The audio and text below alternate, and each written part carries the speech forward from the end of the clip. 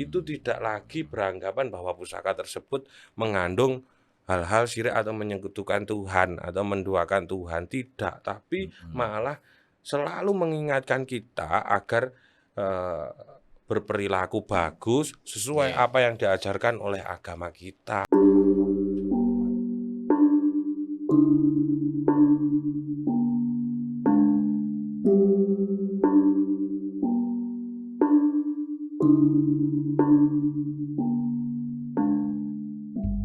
Kita gitu, jadi malah Nggih, artinya kan linier.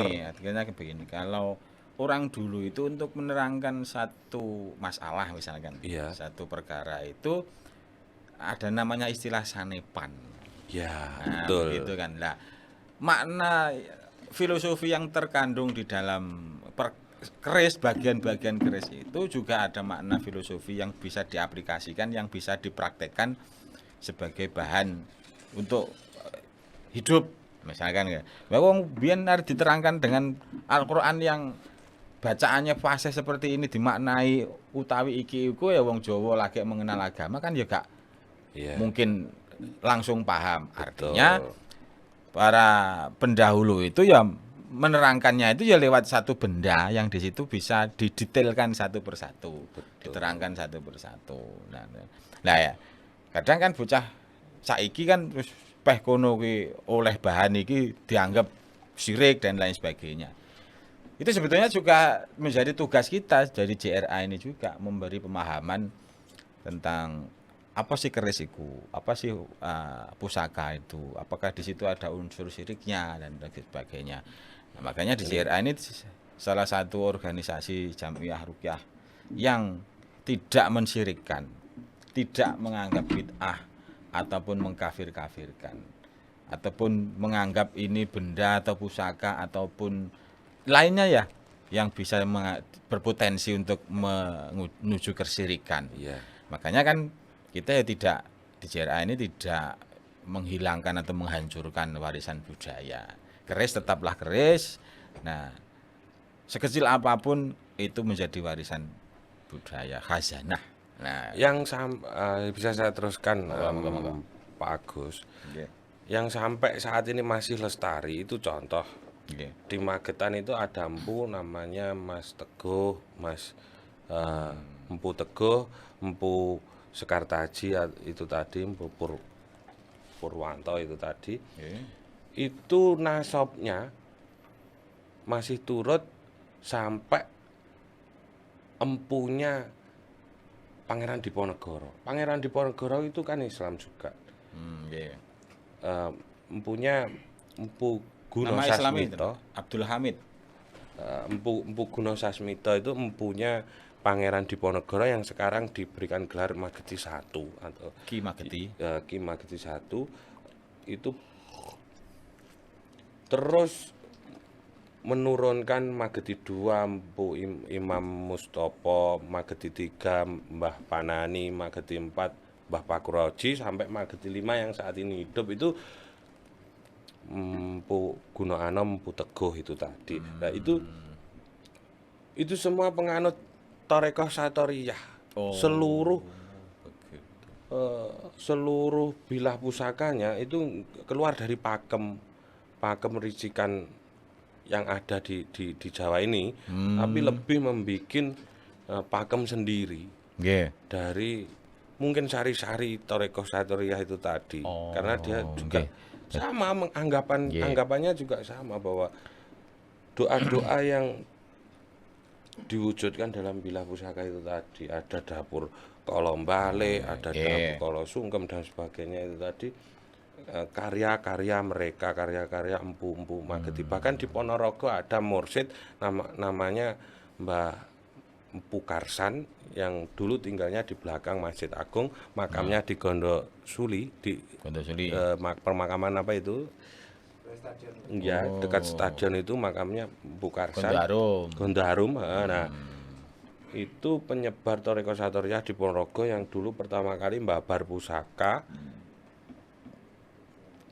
di era Mageti itu Oh, nggih. tadi. Berarti menggabungkan antara unsur seni Ya, dan unsur sufisme atau thariqah. Betul. Bahkan kalau seumpama kita lihat ayat Al-Qur'an ya di surat Al-Hadid ayat 25 kalau nggak salah. Oke. Berkaitan tentang besi itu yang memberikan manfaat yang tinggi. Oke. Besi memberikan manfaat yang hebat bagi manusia, bla bla bla itu tadi jenengan yang lebih Iki kita arungane ayat iki sing ngendi ngono. ada coba dilihat Oke. Dibuka ya lur ya dibuka. Al-Hadid ayat 25 kalau nggak salah. Nggak Jadi salah, bener. lupa. Itu tak pengen tak rungokne nek ngaji piye. makanya itu dijadikan sebagai pusaka itu karena mungkin juga salah satunya sebagai dasar Al-Quran itu tadi memberikan manfaat bagi manusia, manfaat hebat bagi manusia itu salah satunya itu. Makanya ada keris-keris atau yang mengandung besi namanya besi tawa itu untuk menetralisir racun seperti itu kan ada juga gitu. Jadi ada yang buat pengobatan dan sebagainya itu ada lebih ke itu tadi, lebih ke profesi-profesi itu tadi semua kan ada. Jadi digambarkan di bilah pusaka itu keris-keris itu berbagai bentuk dapur dan pamor itu profesi-profesi tertentu. Betul. Terus begini, dari pemahaman yang keliru tentang makna filosofi kerisnya, cara perawatannya, dan juga cara menyimpannya dan lain sebagainya itu, terus apa dampak negatifnya dari hal-hal itu? Misalkan iki keris ora tahu dikumbah sama sekali. Nah, atau keris ini ditokne nganggur. Karena minimnya pengetahuan, minimnya pemahaman atau salah keliru dalam pemahaman niku. Dampaknya pripun? Ya secara umum, secara general untuk merawat pusaka itu harus dirawat dalam arti jangan sampai ada karat yang ada di bilah pusaka itu tadi. Secara fisiknya. Secara fisik itu secara menyeluruhnya hanya itu yang mudah diterapkan oleh seluruh lini masyarakat, minimal itu saja dulu.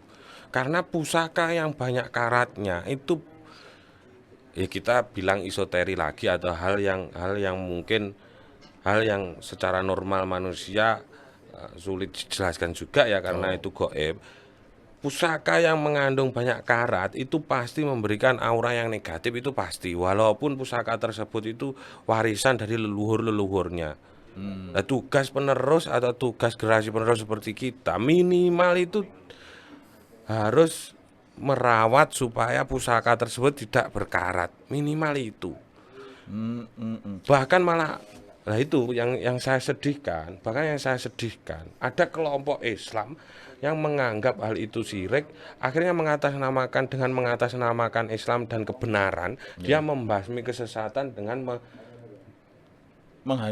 menghancurkan dengan melarung pusaka ke sungai atau telaga atau laut. Bukannya itu lebih merusak ekosistem yang ada di bawah air seperti ikan, seperti tanaman-tanaman yang ada di bawah laut dan sebagainya.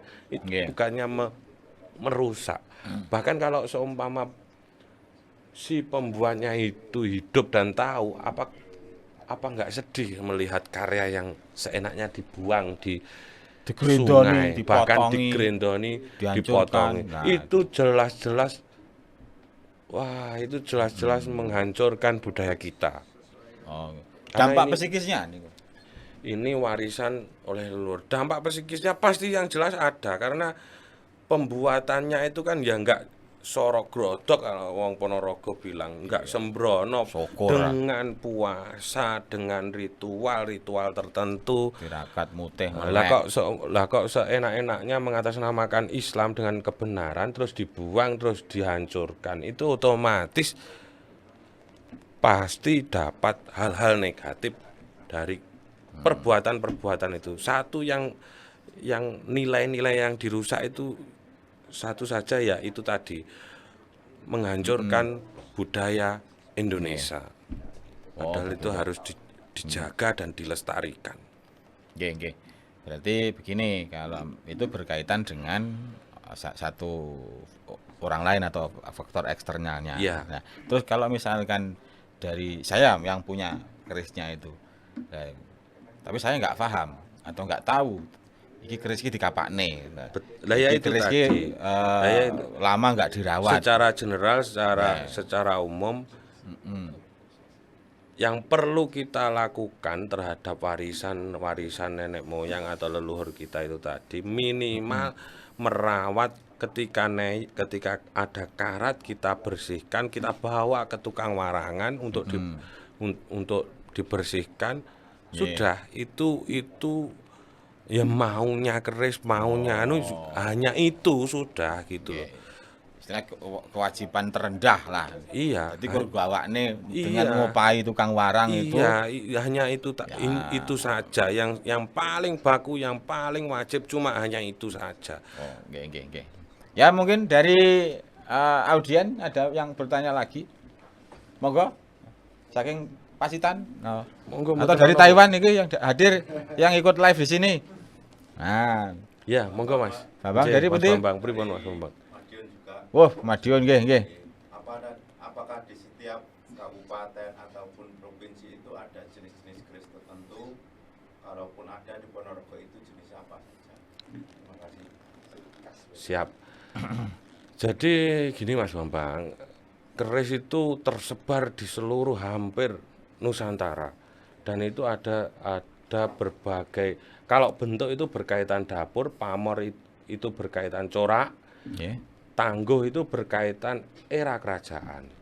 Nah, pasti berbeda-beda antar kerajaan saja, itu ada ciri-ciri mati yang berbeda-beda. Contoh Madiun, ini era Tundung Madiun, kerajaan Tundung Madiun. Itu besi-besinya seperti ini pusaka era Madiun, Tundung Madiun. Ini nama dapurnya dapur jangkung. Ciri mati pusaka Madiun itu gandeknya itu lebih boto rubuh atau masuk ke dalam. Terus langgam-langgam material plat AE Madiun, Ponorogo dan sekitarnya, plat AE itu tadi, Ngawi dan sekitarnya, itu pamor itu tidak begitu mencolok. Hanya ngelungsem abu-abu gitu, lebih abu-abu gitu. Tapi ada keunikan tersendiri, pusaka-pusaka Madiun itu terkenal esoterinya atau terkenal kesaktiannya, karena dulu tidak bisa ditaklukkan oleh Mataram ceritanya. Itu tadi terwujud dalam bilah pusaka yang materialnya Madiun jarang terkena korosi parah atau karat yang parah. Walaupun berkarat, paling karatnya diusap dikit itu sudah hilang, bersih. Nggak sampai karat itu. Jadi rata-rata pusaka Madiun itu masih utuh-utuh semua. Tayangan. Itu terkenal karena pusaka tersebut lebih tahan karat materialnya. Nah, uniknya seperti itu. Ini contoh langgam atau guaya dan pasikutannya keris Madiun. jangkung tangguh Madiun. Ini jangkung dulu 3. Ini nama dapurnya jangkung mangkurat. Ada sogokan, ada tikel alis, ada kembang kacang, lambe gajah, ini jalannya ini, greneng, medidang, itu semua ada artinya semua lah. Kalau semua saya babar, saya pun juga lupa sebagian. Ora apa-apa lali. Dan ya iya. Karena banyak yang penggiat di Ponorogo yang lebih sepuh dan lebih layak untuk menerangkan seluruhnya. Saya masih muda. Saya itu umurnya masih kelahiran 94, tapi saya suka sama keris. Saya lebih muda lagi, saya 96. Ya itu. Okay. Karena gini, karena orang kalau terlalu zaman saiki kok sik nganu keris iki nyapa lho. Awakmu ki DNA-ne wong endi? Oh, iya. Wong Magetan, Jawa. Wong Amerika ora mirip, wong Jepang ora mirip, wong kowe ora sipit. Kok sipit? Basane Aku wong Jawa. Jawa. Lah wong Jawa kowe iki kok nyepel peninggalan leluhur, bahkan kamu nggak tahu peninggalan leluhur, kamu biarkan dan kamu tergila-gila oleh produk-produk luar negeri itu tadi, jiwa nasionalismemu nol. Nah, ini identitas kita sebagai orang Indonesia khususnya, karena Sriwijaya itu juga punya pusaka keris, Sriwijaya bahkan di Palembang.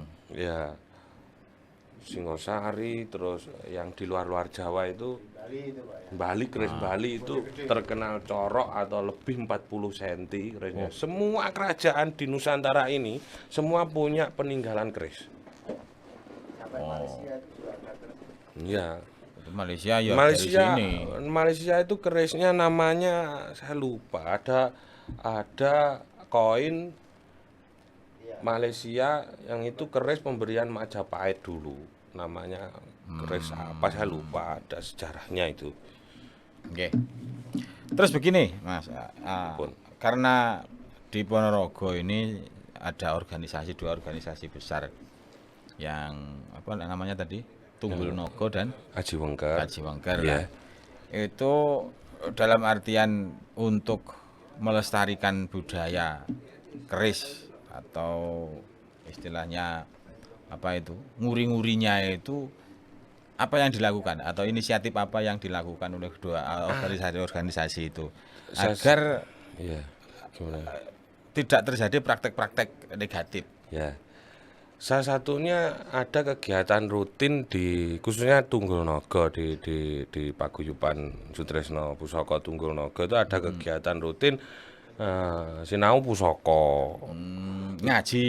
Enggak, sinau pusaka itu membabar ricikan-ricikan pusaka, pamor-pamor pusaka dan tangguh-tangguh itu tadi di setiap malam Sabtu kalau nggak salah. Yeah. Kalau nggak hari Sabtu waktunya bergonta-ganti. Itu terbuka untuk umum, bukan hanya kalangan Tunggul Naga saja, tidak anggota Tunggul Naga saja tidak, dan itu tidak bayar. Itu tujuannya untuk melestarikan itu tadi, supaya masyarakat paham lah bahwa ini warisan yang harus kita jaga. Itu tadi. Begitu. Jadi bisa disosialisasikan ke masyarakat ataupun harus melalui beberapa lembaga ataupun organisasi, tidak perorangan begitu. Itu kan lembaga, Gus. Oh, terus kalau misalkan ada perorangan pengen ikut gabung, Nggak apa-apa, tinggal hadir aja di sekretariatnya jalan. artinya tidak ada syarat-syarat tertentu harus Bahkan ada anggota itu yang tidak punya pusaka itu ada. Oh, wis penting melu. Tapi karena dia suka, dia ikut itu karena mungkin tinggalannya dia dari leluhur-leluhurnya dia mungkin dibawa saudara yang lain atau habis tergerus oleh terus dia menyesal akhirnya usuran duwe pusaka wis penting melu organisasi ini begitu. Artinya tidak ada syarat-syarat tertentu. Tidak ada. Oke. Karena untuk menjadi apapun anggota juga itu ya leluasa lah dilonggarkan. Iya. Nggih. Gitu, Gus. Nggih, mungkin dari Amerika yang mau Bertanya? request bertanya. Nah, gitu. Gak apa-apa, Mas. Gak apa-apa. Monggo Misalkan mawon. ini sahabat sinten jenengan? Iya, Pak. Saya Chandra. Oh, Iya. Chandra dari Pulung. Apa mungkin yang Nah, misalkan ditanyakan, jenengan monggo. kan profesinya sebagai peternak. Nah, niku. Nah, nggih, peternak. Misalkan jenengan pengen memiliki bilah keris ataupun pusaka itu yang cocok untuk peternak niku napa lah, mungkin bisa ditanyakan begitu. Ben ora mati ya ngono kok. Nggak ada? Esuk diopeni dipakani sore mati. Saya itu di rumah kan ada keris, Ya. tapi nggak tahu itu kerisnya dari kakek. Ya. Nggak tahu bagaimana cara merawat. Maksudnya itu gitu. Itu untuk apa kan? Maksudnya itu dulu itu digunakan untuk apa kok? Kok mbah saya itu punya keris gitu. Nah, itu minimal nanti jenengan foto kerisnya, terus nanti coba diperlihatkan. Nah, itu nanti kerisnya dapur apa, biar supaya jenengan tahu bahwa karena setiap dapur itu ada makna-makna tertentu. taruhlah peternak atau petani itu dapur kebulajer nih. Kebulajer itu lebih ke keageman para petani dan peternak, apalagi kalau ada pamor kendit. Itu biasanya saya punya, soalnya saya punya dapur keris pusaka kebulajer yang pamornya itu kendit seret gitu saja di sor-soran sama seret di atas gitu. Nah lurus. itu setelah saya pelajari di buku pusaka yang saya punya itu, tuahnya lebih menjauhkan dari serangan wabah-wabah yang terjadi yang akan menimpa di ternak kita. Itu cocok untuk open sapi dan sebagainya, termasuk Ora kena unggas dan pagebluk. sebagainya itu ada. Terus terkait merawat itu tadi sudah saya sampaikan sama Pak Agus bahwa minimal kita itu yang harus wajib kita lakukan ketika tahu bilahnya ada karat, kita bawa ke tukang marangi. Saya kira banyak di Madiun juga banyak, Ponorogo juga banyak, siapapun tidak masalah, supaya dibersihkan dari karat-karat tersebut. Karena pusaka kan melekat dengan isoteri atau mistiknya. Pusaka kalau berkarat itu auranya pun sudah tidak bagus. Kalau kita bahas masalah isoteri atau mistiknya. Oh, nggih. Jadi harus dibersihkan itu tadi. Minimal perawatannya itu dulu yang harus Ada minyak-minyak tertentu gitu. ada minyak itu melindungi bilah pusaka dari serangan karat itu tadi. Tapi kebanyakan orang kan minyaknya misik dan sebagainya. Justru itu yang malah merusak pusaka. Oh, nggih. Karena itu nanti kalau diberikan di pusaka pasti karena ada kandungan airnya pasti membuat karat, merusak pamor yang sudah dibikin empu coraknya itu tadi. Saya sarankan minimal minyak itu minimal minyak Singer itu buat mesin jahit itu tadi. Kalaupun pengen harum diberikan setetes misik yang kesukaan harum jenengan itu apa, sudah gitu saja. Di singernya itu. Di singernya dicampur di singernya Jadi itu tidak terus dioleskan ke bilah kerisnya. Jadi misiknya kan dicampurkan di singer, terus nanti oke. dioleskan di bilah pusakanya supaya pusakanya ikut harum kan gitu. Kalau singer kan meluluhkan karat. Jadi lebih, kalau saran saya lebih singer itu tadi. Yang penting minyak itu yang bagus untuk pusaka, yang kadar airnya itu 0%. Karena kadar air itu nanti yang akan merusak bilah pusaka, yang membuat karat pusaka itu yaitu. Jadi jangan langsung gunakan misik terus dioles-oles misik, itu merusak. Oke, saya mewakili satu penanya dari live TikTok saya ini. Nanya pas Dari Aisyah, siapa? Ica. Nah, ini dari mana enggak tahu nih. Ya.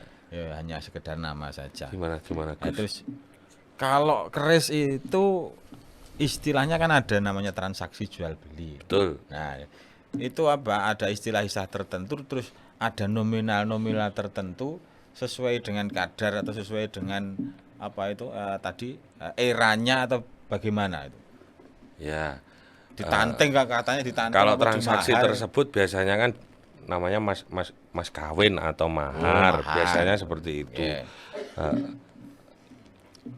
Terus terkait harga, itu biasanya keris yang mahal ya yang sulit, yang jarang ada dan keluar di pasaran.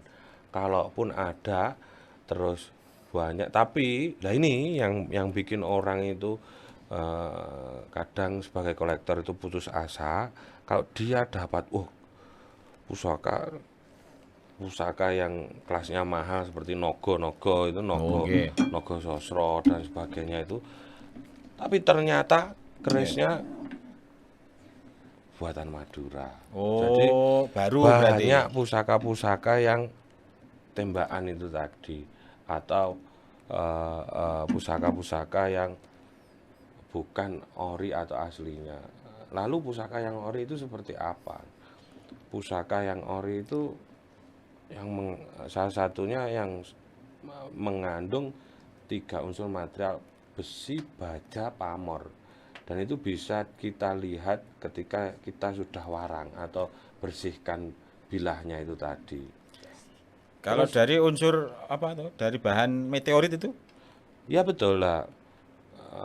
Meteorit itu digunakan sebagai bahan pamor. Itu kalau Pamornya. kita jelaskan ya, itu kalau kita jelaskan kenapa kok pusaka itu menggunakan bahan meteorit atau Hmm.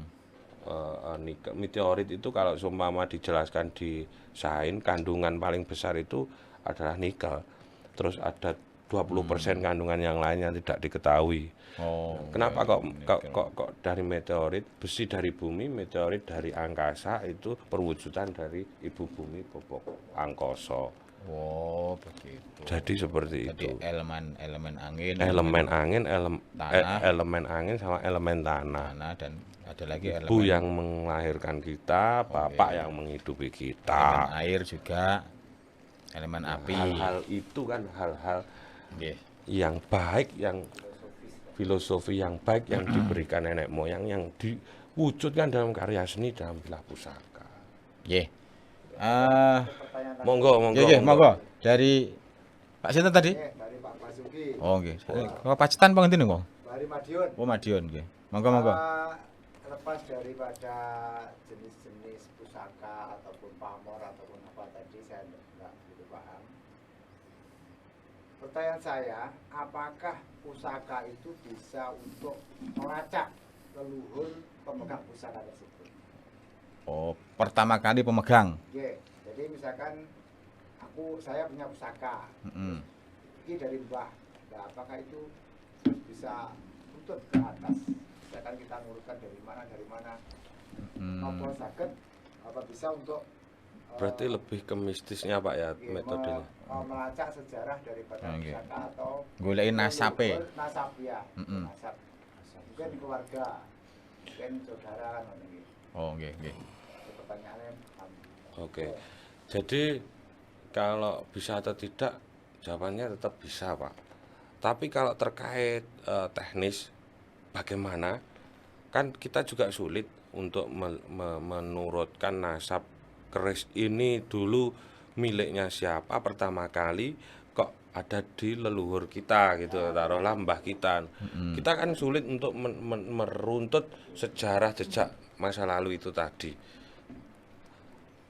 Pusaka ibarat ponsel Pak, atau handphone itu tadi. Supaya kita bisa menggunakan, kita harus bisa mengaktifasinya. Jadi taruhlah SIM card-nya itu kalau nggak kita aktivasi, kita nggak akan menemukan. Nah, terkait aktivasi itu tadi, biasanya dibekali empu ketika pusaka itu baru jadi. Passwordnya itu dibekali empu ketika pusaka baru jadi. Jadi yang tahu kan pertama kali tetap yang punya pertama kali, yang pemesannya itu. Taruhlah contoh saya pesan pusaka baru yang dibuat oleh Empu Sekartaji itu tadi juga dibekali. Kalau nggak salah rapalannya Bismillahirrahmanirrahim terputih kang arane wesi sukma sejati. Tek tek tek diselendek ping 3 terus tujuan kita apa, biasanya seperti itu. Nah, kita mencari lewat meditasi, lewat dan sebagainya supaya tahu cara untuk mengaktifasi pusaka tersebut supaya ternyata itu lebih ke esoterik atau mistis tadi, Gus. Jadi bukan klenik gitu ya. Apa masuk ke ranah klenik gitu. Kan ranahnya untuk mengetahui begitu. jejak leluhur itu tadi, Gus. Siapa yang punya pertama kali. Lah kalau kita turut itu tadi kan juga sulit gitu loh. Tapi biasanya teman-teman itu caranya seperti itu gitu loh. Ben roh password iki sangka sing biyen ki sapa lah dari ritual tertentu. Passwordnya itu dicari dulu. Biasanya baru temu. Oh ya ini ya. Biasanya di gitulah Gus. Oke. Oke, monggo. Saking pundi? Oh ya. Dari Jambon. Terkait budaya dan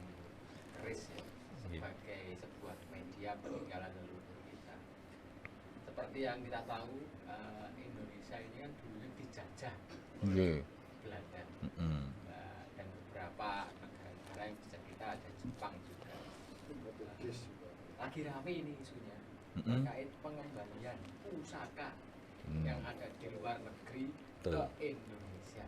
Oh, Ya. iya. Itu gimana?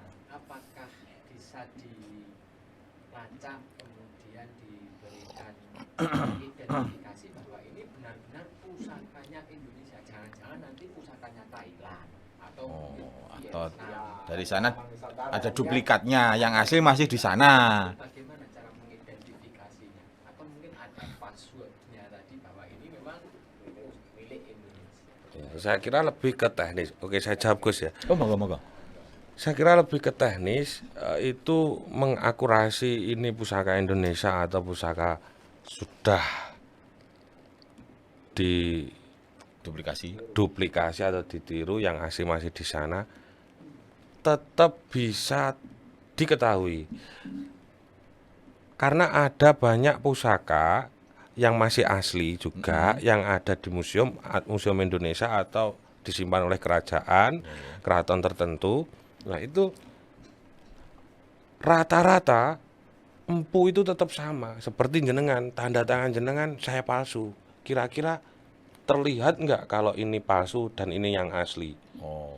Tetap terlihat. Greneng itu ibarat tanda tangan empu, walaupun berbeda-beda, tapi kalau satu era itu ada pasikutan-pasikutan yang identik dan menyerupai era tersebut. Jadi greneng itu tidak bisa ditiru dengan itu tadi, dengan orang lain, tetap wah, Nggih. itu Artinya walaupun itu duplikat, iya, tetap terlihat semirip apapun sama yang aslinya akan terdeteksi mana yang asli, mana yang betul. Kalau lebih autentik ya cek karbon di lab, Oh, nggih. Umurnya ketahuan. Ya, tetap ketahuan. cara wong keturunan yang tes DNA-nya lah. Ya, Iya. gitu. Terus Seperti halnya zaman batu misalkan. megalitikum apa itu? Ya, zaman batu. Jadi batu itu bisa dilihat dari teksturnya, Betul. dari guratannya, Betul. dari legokane iki asli apa ora lah. Seperti itu kan ahli perbatuan itu kan bisa mendeteksi oh iki tahun sekian sebelum Masehi, iki tahun sekian setelah Masehi. Seperti halnya Borobudur itu kan nggih yang baru kan pernah hancur karena gempa itu di Jogja itu lah. Itu yang waktu direhab itu kan sampai sekarang masih terlihat ini batu yang baru atau batu yang lama itu ada perbedaan yang sangat mencolok. Karena batu niki golekane saka Gunung Kidul misalkan seperti itu, kayak tahun 2000-an atau tahun berapa gitu ditata oleh tukang pahat batu. Nah, seperti itu juga. Tetap beda. Nah, nggih. Bahkan per era itu saja berbeda-beda. Jadi Ira Singosari itu langgam dan pasikutan guoyonya itu rata-rata ya seperti itu gitu loh. Kalau disamakan dengan keris yang Tangguh Singosari hampir sama walaupun dapurnya berbeda. Materialnya pun juga terlihat nampak sama gitu. Era Madiun juga gitu, dilihat itu besinya kok sama ya dengan itu. Oh, sama itu Madiun. Jadi itu tadi. Setiap era ada ciri dan coraknya masing-masing. Betul sekali. Nah, yang duplikat itu misalkan ya erane ya era duplikat. Imitasi gitu. Kalau seumpama Waduh, tapi beda. Jadi iki era duplikat. iya, Fotokopian. Ya kan sekarang era fotokopian tetap banyak tuh, Pak. terketahui. Jadi memang dulu bangsa asing atau penjajah itu juga kagum terhadap warisan nenek moyang itu tadi ya. Makanya banyak artefak yang dibawa ke luar negeri karena dia tidak ketemu kok bisa ya. Belum ada lab, taruhlah era Singosari itu jauh era sebelum Mojopahit di tahun berapa? Lupa lah. Ya. Nah, itu 1200. ya 1000 1.200 lebih jauh. Ya, 1.200-an. Di situ belum ada lab. Bagaimana orang tahu mana material besi, mana material pamor atau meteoritnya? Bagaimana cara mengetahuinya itu? Sempat saya ada muncul pertanyaan itu tadi. Terus akhirnya saya tanyakan kepada Empu. Jadi gini Mas, kalau era dulu ketika belum ada lab, nenek moyang itu ketika supaya tahu ini besi, ini nikel, ini titanium, ini aluminium, dia ternyata hanya menerapkan ilmu titen.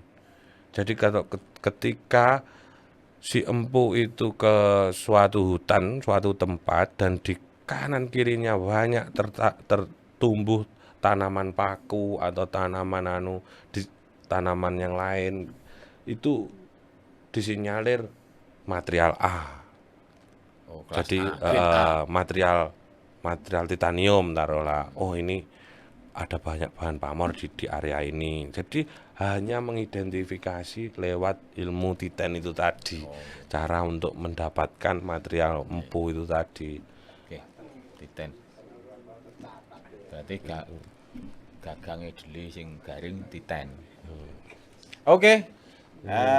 Begitulah jagongan suwuk pada malam hari ini. Begitu banyak ilmu yang kita dapatkan dari Ki Noval. Enggak usah pakai Ki, saya masih muda. Ya jadi wis tuwek. Enggak. Dan sebagai closingnya atau penutupnya, kita ini generasi berikut atau generasi sekarang penerus, kita tidak usahlah untuk menghancurkan, kita tidak usahlah untuk menghilangkan, melenyapkan warisan budaya. Karena itu menjadi bukti atau ciri, menjadi apa itu istilah pengingat dari generasi kita berikutnya, bahwa satu daerah, satu negara itu mempunyai peninggalan. Apa sih yang diarani keris, apa sih yang diarani tombak dan lain sebagainya. Kita harus mempelajarinya. Kalau mempunyai waktu ya kita bisa menemukan itu, ikut satu kegiatan rutin di beberapa organisasi atau lembaga tentang pegiat pecinta warisan budaya itu khususnya di Ponorogo ini. Dan cukup sekian jagongan suwuk pada malam hari ini. Semoga bisa memberi manfaat untuk kita semuanya. Cukup sekian dari saya, Agus Dumono dan sahabat saya niki Noval Satrio. Nggih. Terima kasih meluangkan waktunya. Terima kasih. Mohon maaf atas segala kekurangan. Wallahu muwaffiq ila aqwamit thoriq wa afu minkum. Wassalamualaikum warahmatullahi wabarakatuh. Waalaikumsalam warahmatullahi wabarakatuh.